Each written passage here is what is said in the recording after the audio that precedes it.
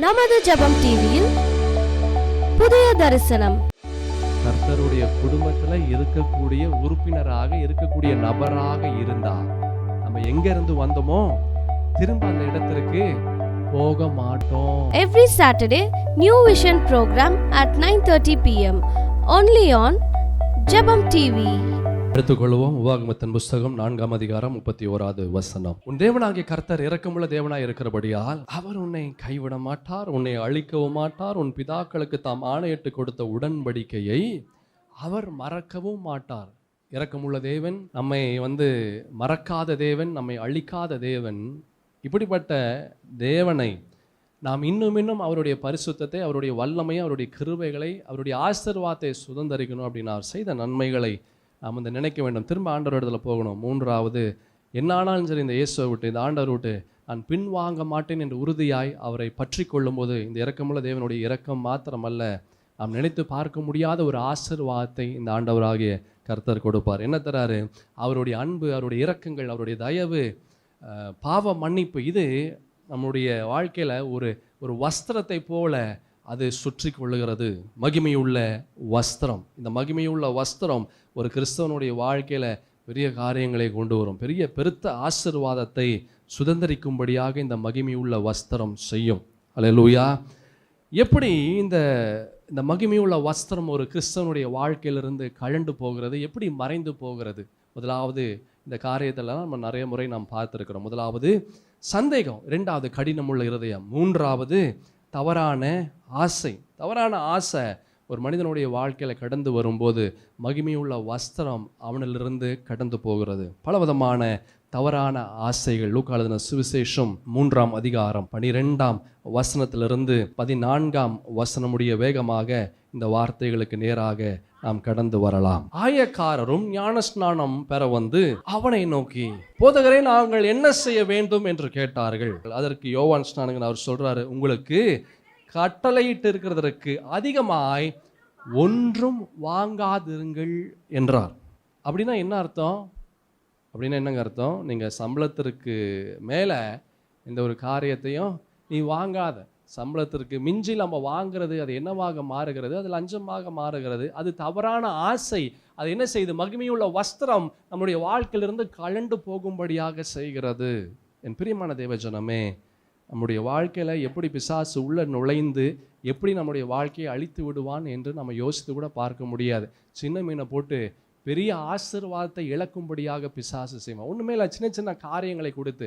அநேக முறை நம்ம பேப்பரில் பார்த்துருக்குறோம், 1000 ரூபாய் லஞ்சம் வாங்கினதுனால வேலை போயிருக்கு, 2000 ரூபாய் லஞ்சம் வாங்கினதுனால அவர்களுக்கு வேலை போயிருக்கு, 5000 ரூபாய் லஞ்சம் வாங்கினதுனால வேலை போயிருக்கு என்று பல நேரங்களிலே நம்ம பேப்பர்லையும் செய்திகளிலும் நாம் பார்க்குறோம். வெறும் 5000 ரூபாய், வெறும் 1000 ரூபாய், வெறும் 500 ரூபாயெல்லாம் இருந்திருக்கு. அவர்கள் கவர்மெண்ட் உத்தியோகத்தில் வேலை லஞ்சம் வாங்கி 500 ரூபாய் லஞ்சம் வாங்கி அவர்களுக்கு வேலை போகிறது. இங்கே இந்த ஆயக்காரரும் ஞானஸ்நானம் பெற வருகிறார்கள். யார் இடத்துல? யோவான் ஸ்நானக இடத்துல அவர்கள் வருகிறார்கள். அப்பொழுது அவங்க கேட்குறாங்க, போதகரே, நாங்கள் என்ன செய்ய வேண்டும் என்று கேட்டார்கள். அதற்கு யோவான் ஸ்நானகன் சொல்றாரு, உங்களுக்கு கட்டளையிட்டு இருக்கிறதற்கு அதிகமாய் ஒன்றும் வாங்காதிருங்கள் என்றார். அதுக்கப்புறம் 14வது வசனத்தை பாருங்க. சேவகரும் அவனை நோக்கி, நாங்கள் என்ன செய்ய வேண்டும் என்று கேட்டார்கள். அதற்கு யோவான் ஸ்நானகன் சொல்றாரு பாருங்க, நீங்கள் ஒருவருக்கும் இடுக்கண் செய்யாமலும் பொய்யாய் குற்றம் சாட்டாமலும் உங்கள் சம்பளமே போதும் என்று இருங்கள் என்றான். என் பிரியமான தேவஜனமே, ஒரு மனிதனுடைய வாழ்க்கையில பிசாசு நுழைகிறது நம்ம யோசித்து கூட பார்க்க முடியாது. நம்மளுக்கு என்ன ஆசை அதிகமாக இருக்கிறதோ, நம்மளுடைய இன்ட்ரெஸ்ட் எதில் அதிகமாக இருக்கிறதோ, ஆர்வம் எதில் அதிகமாக இருக்கிறதோ, அதை பிசாசு நன்கு அவன் அறிந்து அதன் மூலமாக அவன் உள்ளம் நுழைந்து நம்மளுடைய மகிமையுள்ள வஸ்திரத்தை அவன் கலட்டும்படியாக செய்யும். ஒரு முறை நம்மளுடைய வாழ்க்கையில் இருக்கக்கூடிய அந்த மகிமையுள்ள வஸ்திரம் கலண்டு போச்சு அப்படின்னா திரும்ப வருவது ரொம்ப கஷ்டம்.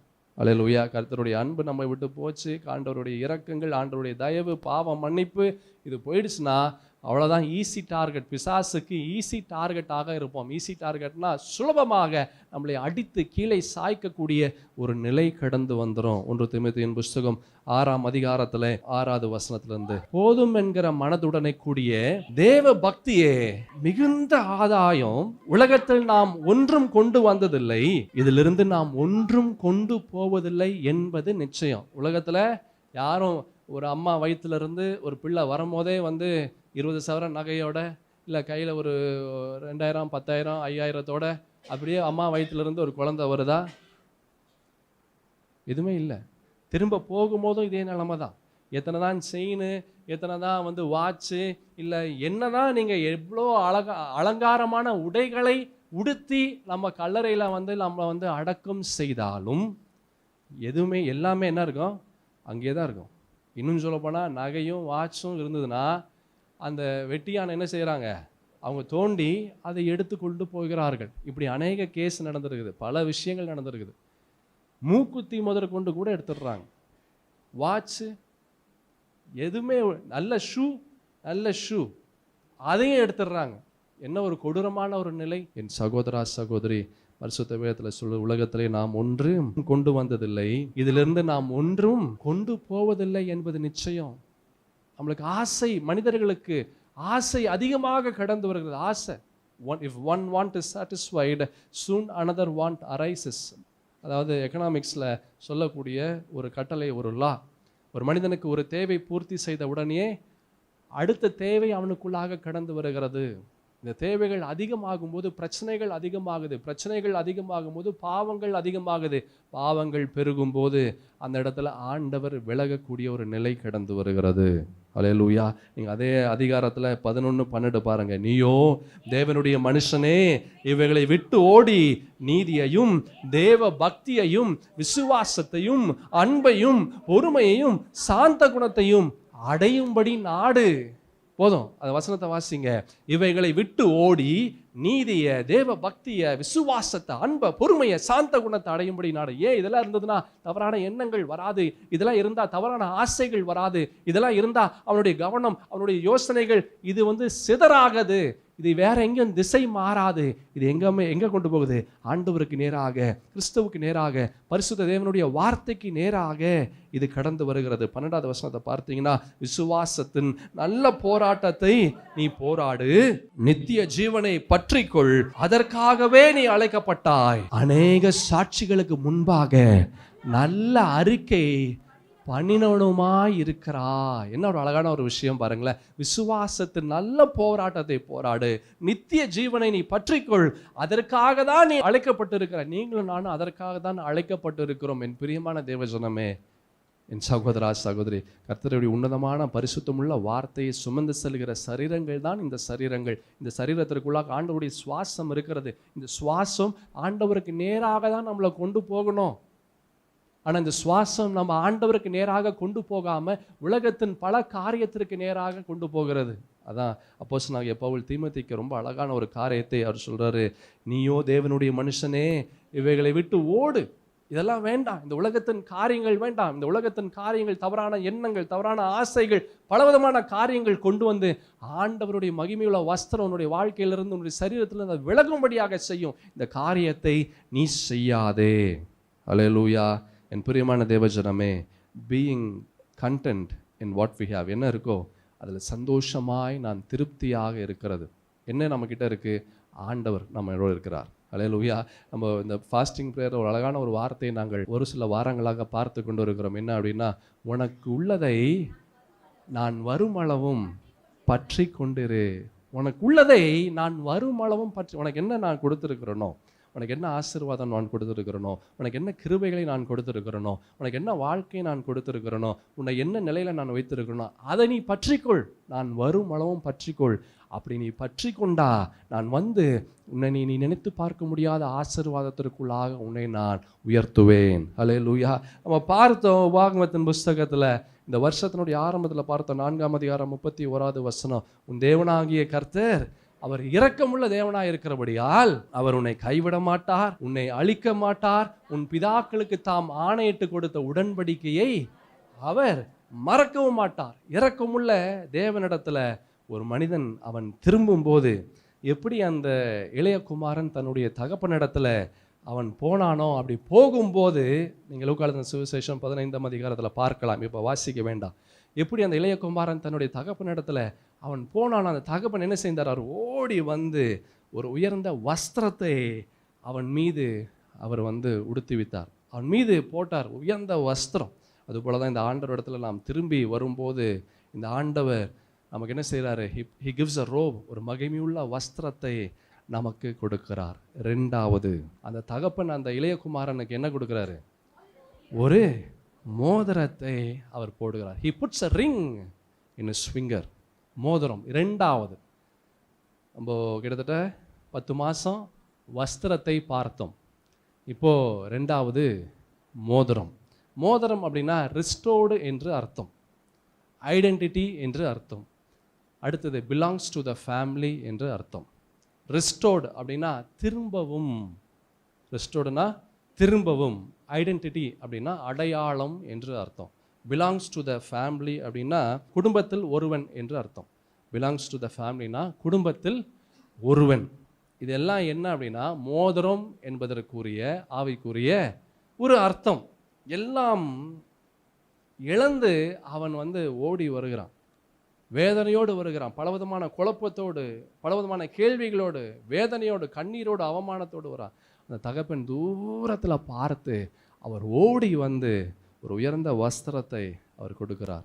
என் பிரியமான தேவஜனமே, இந்த ஆண்டவரிடத்துல அவர் செய்த நன்மைகளை நாம் யோசித்துட்டு திரும்ப இந்த இயேசுவினிடத்துல நம்ம போகும்போது இந்த ஆண்டவராகிய கர்த்தர் நமக்கு ஒரு மகிமையுள்ள வஸ்திரத்தை கொடுக்கிறார். ரெண்டாவது நமக்கு என்ன தரார் அப்படின்னா நமக்கு ஒரு மோதிரத்தை அவர் கொடுக்கிறார். மோதிரம் அப்படின்னா ரிஸ்டோர்ட், திரும்பவும் என்று அர்த்தம். அடுத்தது அடையாளம் என்று அர்த்தம். அடுத்தது சேர்க்கப்படுகிறது, பிலாங்ஸ் டு த ஃபேமிலி, குடும்பத்தில் ஒருவர் என்று அர்த்தம். குடும்பத்தில் ஒருவர் என்று அர்த்தம். ஒருவேளை உங்களுடைய வாழ்க்கையில் எல்லாம் இழந்த ஒரு நிலையில் இந்த வார்த்தையை நீங்கள் கேட்டுக்கொண்டு இருந்தால், ஒருவேளை பணத்தை நீங்கள் இழந்திருக்கலாம், நம்பிக்கையை நீங்கள் இழந்திருக்கலாம், சரீரத்தில் பலனை நீங்கள் இழந்திருக்கலாம். நீங்கள் இழந்திருந்தாலும் இந்த ஆண்டவரிடத்தில் நீங்கள் திரும்ப போகும்போது இந்த ஆண்டவர் அவர் ஒரு மோதிரத்தை உங்களுடைய விரலிலே அவர் அணிவிக்கிறார். அந்த மோதிரம் உங்களுடைய நிலையை மாற்றும். நீங்கள் யார் என்று அது மற்றவர்கள் பார்க்கும்படியாக செய்யும். ஆகாய் தீர்க்கதரிசன புஸ்தகத்தில், பரிசுத்த வேதத்தில் 2ஆம் அதிகாரம் 23வது வசனம், சேனைகளின் கர்த்தர் சொல்லுகிறார், செயல்தியலின் குமாரனாகிய செருபாவேல் என்னும் என் ஊழியக்காரனே, உன்னை நான் அந்நாளிலே சேர்த்து கொண்டு உன்னை முத்திர மோதிரமாக வைப்பேன் என்று கர்த்தர் சொல்கிறார். உன்னை நான் சேர்த்து கொண்டு முத்திரை மோதிரமாக நான் வைப்பேன். முத்திரை மோதிரமாக, அதான் நான் சொன்ன மோதிரம் அப்படின்னா ரிஸ்டோர்ட், திரும்பவும் சேர்க்கப்படுகிறது, திரும்பவும் சேர்க்கப்படுகிறது. அடுத்தது மோதிரம். மோதிரம்னா என்ன பார்த்தோம்? ஐடென்டிட்டி, அடையாளம். ஆதியாகமத்தின் புஸ்தகம் 41ஆம் அதிகாரம் 42வது வசனம், பார்வோன் தன் கையில் போட்டிருந்த தன் முத்திரை மோதிரத்தை கழற்றி அதை யோசேப்பின் கையிலே போட்டு மெல்லிய வஸ்திரங்களை அவனுக்கு உடுத்தி பொன் சரப்பணி அவன் கழுத்திலே தரித்து. பார்வோன் என்ன செய்தார்? தன் கையில் போட்டிருந்த முத்திரை மோதிரத்தை கழற்றி அதை யோசேப்பின் கையிலே அவன் போட்டான். ஐடென்டிட்டி, அடையாளம். அடையாளம் அதுக்கு இன்னொரு ஒரு அர்த்தம் இருக்கு, உயர்வு. உயர்வு அதுக்கு இன்னொரு அர்த்தம் இருக்கு, ஆசீர்வாதம். அல்லேலூயா. என் பிரியமான தேவஜனமே, நீங்களும் நானும் யாரு? நீங்களும் நானும் யாரு? யோவான் எழுதின சுவிசேஷத்துல 1ஆம் அதிகாரத்தில் 12வது வசனத்துல, அவருடைய நாமத்தின் மேல் விசுவாசம் உள்ளவர்களாய் அவரை ஏற்றுக்கொண்டவர்கள் எத்தனை பேர்களோ அத்தனை பேர்களும் தேவனுடைய பிள்ளைகள் ஆகும்படி அவர்களுக்கு அதிகாரம் கொடுத்தார். நீங்கள் நானும் யாரு? we are the children of God. கர்த்தருடைய பிள்ளை. அதுதான் நம்மளுடைய அடையாளம். நம்மளுடைய அடையாளம் என்ன? ஆண்டவருடைய பிள்ளை, கர்த்தருடைய பிள்ளை. அதுதான் நம்மளுடைய அடையாளம். நம்ம யாரு? Who are we? நம்ம மோதிரம் அப்படின்னா நம்ம நிறைய அர்த்தங்கள் பார்த்தோம். அதில் ஒரு அர்த்தம் என்னது? அடையாளம். நம்ம யாரு? கர்த்தருடைய பிள்ளை. அடுத்தது நம்ம யாரு அப்படின்னு நீங்கள் பாருங்களேன். 2 கொரிந்தியர் புஸ்தகம் 5ஆம் அதிகாரம் 17வது வசனம். இப்படி இருக்க ஒருவன் கிறிஸ்துவுக்குள் இருந்தால் புது சிருஷ்டியா இருக்கிறான், பழையவைகள் ஒளிந்து போயின, எல்லாம் புதிதாயின. ஒருவன் கிறிஸ்துவுக்குள்ளாக இருந்தா எப்படி இருக்கிறாரு? புது சிருஷ்டி. நீங்களும் நான் யார் தெரியுமா? we are நியூ கிரியேஷன், புது சிருஷ்டி. அதுதான் நம்மளுடைய அடையாளம். முதலாவது நம்மளுடைய அடையாளம் என்ன? கர்த்தருடைய பிள்ளை. 2வது நம்மளுடைய அடையாளம் என்ன? புது சிருஷ்டி. 3வது நம்மளுடைய அடையாளம் பார்க்கலாம். எபேசியருக்கு எழுதின நிருபத்தில் 1ஆம் அதிகாரம் 6வது வசனம். தம்முடைய தயவுள்ள சித்தத்தின்படியே நம்மை இயேசு கிறிஸ்து மூலமாய் தமக்கு சுவிகார புத்திரராகும்படி முன் குறித்திருக்கிறார். அடுத்தது ரோமருக்கு எழுதின, இது என்னன்னு சொல்கிறேன், ரோமருக்கு எழுதின நிருபம் 8ஆம் அதிகாரம் 17வது வசனத்தில் பாருங்க, நம்மளுடைய அடையாளம் என்ன என்று பார்க்கலாம். நாம் பிள்ளைகளானால் சுதந்திரராமே, தேவனுடைய சுதந்திரரும் கிறிஸ்துவுக்கு உடன் சுதந்திரருமாமே, கிறிஸ்துவுடனே கூட நாம் மகிமைப்படும்படிக்கு அவருடனே கூட பாடுபட்டால் அப்படியா. நாம் பிள்ளைகளானால் சுதந்திரராமே, அவருடைய சொத்து. 3வது ஆண்டவருடைய சொத்து, ஐடென்டிட்டி, மோதிரம். இந்த ஆண்டவர் இடத்துல திரும்ப நம்ம போகும்போது, அவர் செய்த நன்மைகளை நாம் நினைக்கும் போது, என்ன வந்தாலும் சரி இந்த ஆண்டவர் விட்டு நான் போக மாட்டேன் என்ற ஒரு எண்ணத்தோடு இந்த ஆண்டவரோடு இருக்கும்போது, 2வது இந்த ஆண்டவர் நமக்கு முதலாவது he puts a robe, முதலாவது ஒரு மகிமையுள்ள வஸ்திரத்தை அவர் கொடுக்கிறார். 2வது ஒரு மோதிரத்தை நமக்கு அவர் கொடுக்கிறார். மோதிரம் அப்படின்னா நிறைய காரியத்தை பார்த்தோம். அதில் ஒன்று ஐடென்டிட்டி, அடையாளம். நம்ம யாரு? சில்ட்ரன் ஆஃப் காட், கர்த்தருடைய பிள்ளை. நம்ம யாரு? புது சிருஷ்டி. நம்ம யாரு? அவருடைய சொத்து. நம்ம யாரு? கடைசியாக 1 பேதுரு 2ஆம் அதிகாரம் 9வது வசனம். நீங்களோ உங்களை அந்தகாரத்திலிருந்து தம்முடைய ஆச்சரியமான ஒளியினிடத்திற்கு வரவழைத்தவருடைய புண்ணியங்களை அறிவிக்கும்படி தெரிந்து கொள்ளப்பட்ட சந்ததியாயும் ராஜரீக ஆசாரிய கூட்டமாயும் பரிசுத்த ஜாதியாயும் அவருக்கு சொந்தமான ஜனவுமாய் இருக்கிறீர்கள். ராஜரீக ஆசாரியர்கள். அல்லேலூயா. who are we? ஐடென்டிட்டி, அடையாளம். நம்மளுடைய அடையாளம் என்ன? கர்த்தருடைய பிள்ளை என்ற ஒரு அடையாளம், புது சிருஷ்டி என்ற ஒரு அடையாளம், அவருடைய சொத்து என்ற ஒரு அடையாளம், ராஜரீக ஆசாரியர்கள் என்ற ஒரு அடையாளம். நல்லா கவனமாக கேளுங்க. இப்படிப்பட்ட அடையாளம் நமக்கு இருக்கா? ஹல்லேலூயா, ஆமென். இதுதான் இதுதான் கர்த்தருடைய ஜனங்கள்னா இதுதான் அடையாளம். ஆனால் நம்மளுடைய அடையாளம் இதுவாக இருக்கிறதா? இல்லை நம்மளுடைய அடையாளம் எதுவாக இருக்கிறது? அவனா குடிகார பாவி, அவன் குடிக்க ஆரம்பிச்சா மொத்த பாட்டிலையும் காலி பண்ணிடுவான். நம்மளுடைய அடையாளம் என்னவாக இருக்குது? அவளா ஐயோயோ வாயை திறந்தா அவ்வளோதான், மொத்த தமிழுடைய எல்லா அகராதிகளும் வெளியே விழுந்துரும். உண்மையாவா சொல்றீங்க? ஆமாம். நீங்கள் ரேஷன் கடையில் போய் பாருங்க, அப்போதான் தெரியும் எப்படின்னு. அடையாளம், நம்முடைய அடையாளம் என்னவாக இருக்கிறது? அல்லேலூயா.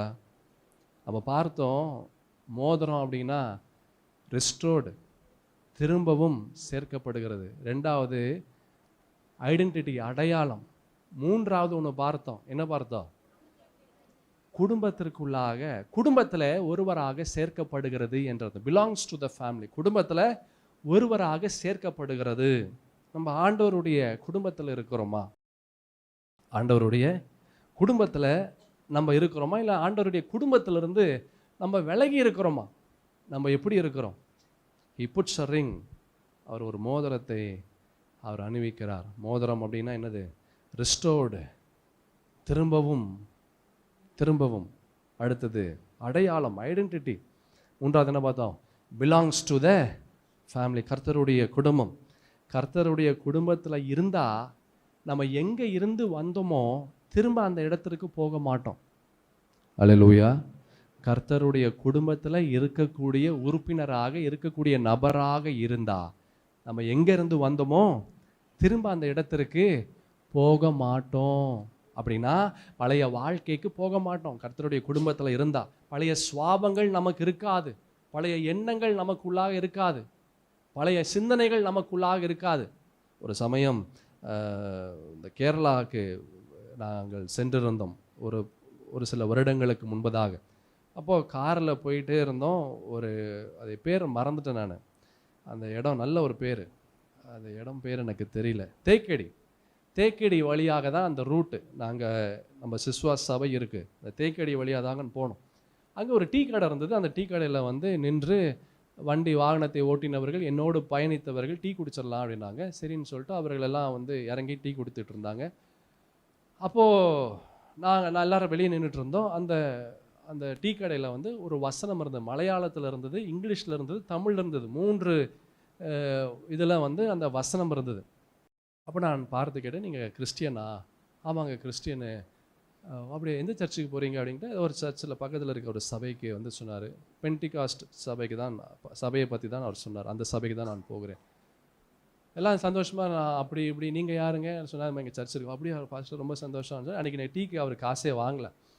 எல்லாம் சந்தோஷமாக எல்லாம் பேசி எல்லாம் முடிச்சுட்டு அவர் திரும்பி அந்த சைடில் போனார்.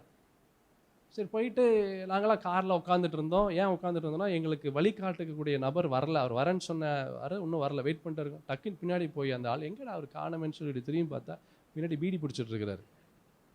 பின்னாடி என்ன பண்ணுறாரு, அவர் பீடி பிடிச்சிட்டு இருக்கிறார். உடனே என் கூட இருக்கிறவங்களாம் சொன்னாங்க, ஐயா அங்கே பாருங்கள் அவர் பீடி குடிச்சிட்டு இருக்காரு. இவ்வளோ நேரம் உங்ககிட்ட அப்படி இப்படின்னு வசனத்தை பேசிகிட்டு இருந்த நபர் இப்போ பீடி குடிச்சிட்டு இருக்கிறாரு. பயங்கரமாக சிரித்தேன். இருங்க நான் போகிறேன் அப்படின்னு சொன்னேன். வேண்டாம் விடுங்க, ஏதோ பண்ணுறாரு, நீங்கள் எதுக்கு அதெல்லாம் இல்லை இல்லை இல்லை இல்லை அப்படின்னு சொல்லிட்டு அவர் பார்த்துட்டார். ஐயா உங்களை கூப்பிட்றாருன்னு அவர் டக்குன்னு பீடியை போட்டு வந்தார். வந்துட்டு சொல்லுங்கள் அப்படின்னு. இல்லை நானும் சொல்ல, நீங்கள் பீடி குடிக்கிறதா சொன்னாங்க, நீங்கள் ஏன் இதெல்லாம் பண்ணுறீங்க? நீங்கள் எங்களுக்கு காசெல்லாம் வாங்காமல் ஊழியர்களுக்கு உபசரிச்சிங்க, இந்த காரியத்தெல்லாம் ஏன் செய்கிறீங்க? அவர் சொல்கிறாரு பாருங்கள், நான் ரொம்ப ஆச்சரியப்பட்டேன். ஐயா என் வாழ்க்கையில் நான் எதையுமே நான் செய்கிறது இல்லைங்க, ஆண்டவருக்காக எல்லாத்தையும் நான் விட்டுட்டேன், இந்த பீடி மாத்திரம் தாங்க வச்சுருக்கிறேன், இந்த பீடி மாத்திரம்தான் வச்சுருக்கிறேன் அப்படின்னு சொல்லி அதுலேருந்து ஒன்று எடுக்கிற சின்னதாக இருக்குது, இத்தனோண்டு தாங்க, இத்தனோண்டு தான், இது முடிச்சுட்டு நான் பைபிள் வாசிச்சிருவேன். அவர் சொல்கிறார், இது முடிச்சுட்டு நான் பைபிள் வாசிச்சிருவேன்.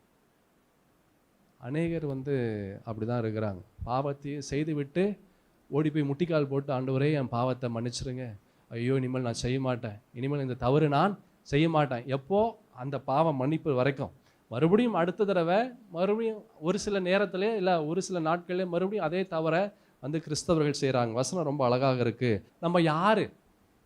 Who are we? நம்ம கர்த்தருடைய பிள்ளை. அடுத்தது ஹூ ஆர் வி? நம்ம யாரு?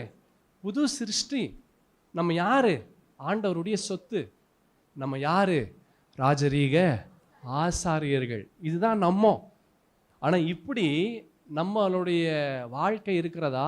இப்படிப்பட்ட நபராக இருக்கிறோமா? கர்த்தருடைய குடும்பத்தில் ஒருவராக இருக்கிறோமா? கர்த்தருடைய குடும்பத்தில் யார் எல்லாம் இருப்பா? கர்த்தருடைய குடும்பத்தில் முக்கியமான ஆள் யாருங்க? பொதுவாக கர்த்தருடைய குடும்பத்தில் முக்கியமான ஆள் யாரு? ஆண்டவர். குடும்பத்தின் தலைவர் ஆண்டவர். அந்த குடும்பத்தில் இருக்கக்கூடிய நாம் இப்படிப்பட்ட காரியத்தை செய்கிறவர்களாக இருந்தா அந்த குடும்பத்தில் நம்மால் இருக்க முடியுமா, இருக்க முடியாதா? அல்லேலூயா. நீங்களே சொல்லுங்க. அந்த குடும்பத்தில் ஆண்டவர் தான் குடும்பத்தினுடைய தலைவர்.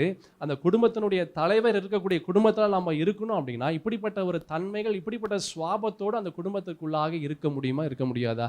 கண்டிப்பாக இருக்க முடியாது. அல்லேலூயா. என் பிரியமான தேவஜனமே, தான் சொன்னேன், ஆண்டவருடைய குடும்பத்தில் இருக்கணும் அப்படின்னா எதிலிருந்து நம்ம வந்தோமோ திரும்ப அதற்கு நம்ம போகக்கூடாது. எதிலிருந்து வந்தோமோ திரும்ப அந்த காரியத்திற்கு அப்படி போயிட்டோம் திரும்ப நம்ம குடும்பத்திற்குள்ளாக வந்தால் அந்த குடும்பத்தில் ஆண்டவர் இருக்க மாட்டார். ஆண்டவர் இல்லை அப்படின்னா அது கர்த்தருடைய குடும்பம், கர்த்தருடைய பிள்ளையாக நம்மால் இருக்க முடியாது. அல்லேலூயா. நேரம் ஆயிடுச்சு. ஒரே ஒரு வசனத்தை வாசித்து நான் முடிக்கிறேன். சரி வேண்டாம், அது வாசித்தா டைம் ஆகிடும். சரி, நாம் யாவரும் எழுந்து நிற்கலாம். என் பிரியமான தேவஜனமே, நம்ம வாழ்கிற வாழ்க்கை அது ஒரு வாடகை வீட்டை போல தான். எப்போவும் எந்த நேரமும் காலி செய்யக்கூடிய ஒரு நிலை தான். வீட்டு உரிமையாளர் அப்பா இது எனக்கு வீடு எனக்கு வேணும், நீ காலி செஞ்சிரு அப்படின்னு சொன்ன மாத்திரத்தில் நம்ம காலி செய்ய வேண்டிய ஒரு நிலை தான். அப்படிப்பட்ட ஒரு நிலை தான் ஒரு மனிதனுடைய வாழ்க்கை இருக்கிறது. இந்த இயேசுவுக்காக நாம் எதை செய்கிறோமோ அது மாத்திரமே கடைசி வரைக்கும் நிலைத்திருக்கும். கர்த்தருடைய குடும்பத்தில் நம்ம இருக்கிறோமா? நம்முடைய அடையாளம் என்னவாக இருக்கிறது? கர்த்தருடைய பிள்ளை என்ற ஒரு அடையாளமா, இல்லை உலகத்தில் இருக்கக்கூடியவன் என்ற ஒரு அடையாளமா, புதிய சிருஷ்டி என்ற ஒரு அடையாளமா, இல்லை பாவத்தில் கிடக்கிறவர்கள் என்ற ஒரு அடையாளமா, கர்த்தருடைய சொத்து என்ற ஒரு அடையாளமா, இல்லை உலகத்தின் சொத்து என்ற ஒரு அடையாளமா, ராஜரீக ஆசாரியர் கூட்டம் என்ற ஒரு அடையாளமா, இல்லை பிசாசின் கூட்டம் சாத்தானின் கூட்டம் என்ற ஒரு அடையாளமா? எந்த அடையாளம் நாம் சுமந்து கொண்டிருக்கிறோம்? எந்த அடையாளத்தை நாம் தரித்திருக்கிறோம்? இந்த தேவனாகிய கர்த்தாவே, உம்முடைய அடையாளத்தை நாங்கள் தரித்திருக்க உதவி செய்யுங்க. இயேசுவின் பரிசுத்த இரத்தம் பூசப்பட்ட சரீரங்களாக எங்களுடைய சரீரங்கள் மாறட்டும் அப்பா. உண்மையே நாங்கள் சுமக்கிறோம். எங்களுக்கு இந்த உலகத்தில் இருக்கக்கூடிய காரியங்கள் எங்களுக்கு வேண்டாம். எங்களுக்கு இயேசுதான் எங்களுக்கு வேண்டும். அப்போஸ்தலனாகிய பவுல் சொன்னதை போல, ஆகையால் எங்களுக்கு லாபமாக இருக்கிறவைகள் எவைகளோ அவைகளில் நாங்கள் கிறிஸ்துவுக்காக நஷ்டம் என்று நாங்கள் எண்ணுகிறோம். இந்த தேவனாகிய கர்த்தாவே, உமக்காக எதையும் நாங்கள் இழக்க தயார். ஆனால் கிறிஸ்துவை மாத்திரம் நாங்கள் இழக்க தயாராக இல்லை. இந்த தேவனாகிய கர்த்தாவே, நீர்தான் எங்களுடைய அடையாளம். உம்மை நாங்கள் தரித்திருக்கிறவர்களாக எங்களை மாற்றுங்க. இந்த புதிய மாதம் எங்களுடைய வாழ்க்கையில் புதியதோர் ஆசீர்வாதத்தை, புதியதோர் நன்மையை, இந்த மாதத்தை இப்படிப்பட்ட ஒரு ஆசீர்வாதத்தினாலே நீர் எங்களுக்கு தருவீர் என்று நாங்கள் விசுவாசிக்கிறோம். இந்த வாரம் முழுவதும், இந்த மாதம் முழுவதும் தேவனுடைய நன்மையும் கிருபையும் எங்களை பின்தொடர்வதாக. கேட்கப்பட்ட பரிசுத்த வார்த்தைகள் எங்களுக்குள்ளாக தங்கட்டும், எங்களுக்குள்ளாக கிரியை செய்யட்டும். மகிமையுள்ள வஸ்திரத்தை ஆண்டவரே நீர் எங்களுக்கு தந்ததற்காக நன்றி. உம்முடைய முத்திரை மோதிரத்தை நீர் எங்களுக்கு கொடுத்ததற்காக நன்றி. அதற்கு தகுதி உள்ளவர்களாக நீர் எங்களை மாற்றுங்க.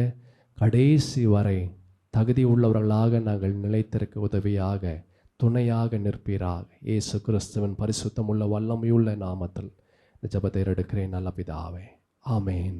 நமது ஜெபம் டிவியில் புதிய தரிசனம். கர்த்தருடைய குடும்பத்தில் இருக்கக்கூடிய உறுப்பினராக இருக்கக்கூடிய நபராக இருந்தா நம்ம எங்க இருந்து வந்தோமோ திரும்ப அந்த இடத்திற்கு போக மாட்டோம். Every Saturday, New Vision program at 9:30 p.m. only on Jabam TV.